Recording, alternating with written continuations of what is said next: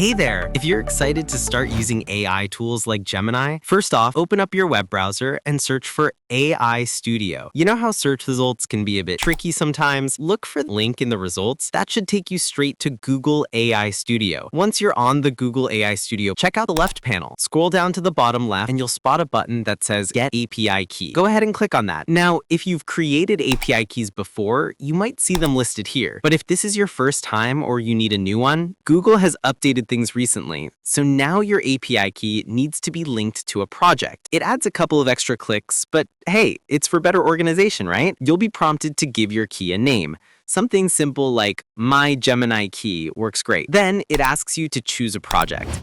If you have an existing one in Google Cloud, you can search for it, select it, and click Import. But let's say you want a fresh start, like I often do. You can cancel that and choose to create a new project instead. Give it a catchy name, maybe AI Adventures Project, and hit Create Project.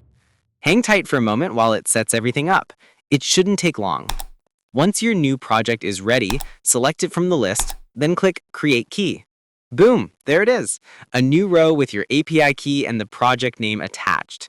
To grab that key, you can click on it for options like copying it to your clipboard, deleting it if needed, or even copying a curl command for testing.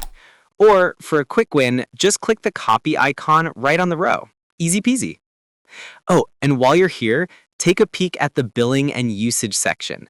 Once you start using your key, you'll see some handy graphs showing your activity.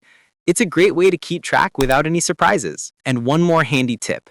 If you ever wonder if the Gemini API is having a good day or if it's down for a nap, you can check its status at if everything's showing green, you're all set. No issues on Google's side. You can also browse through past incidents to see what went wrong and how it got fixed. That's it, folks. You've got your Gemini API key ready to rock. Now go ahead and plug it into your projects, create some magic, and have an awesome day. If you run into any snags, drop a comment. We're all in this together.